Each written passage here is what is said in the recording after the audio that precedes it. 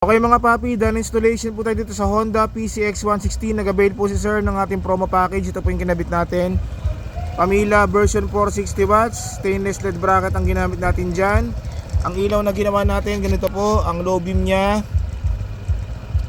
dilaw, high beam, white. So ito po yung ilaw nya sa kalsada. Pamila 60 watts, low beam, yellow, high beam, white. Ito yung ginamit nating switch dyan, MSM 3-way switch. Naglagay tayo ng passing switch sa passing. Pag naka-off MDL, pwede siya mag-passing. Pag naka-low beam, passing. High beam, passing.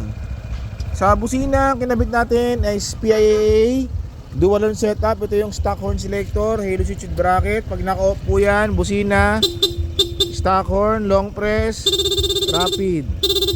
PIA horn, switch, busina, long press, rapid.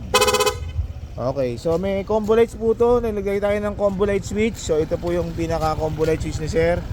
Bali pag nakaganyan po, ayan, naka-on yan, no? Rapid and combo lights.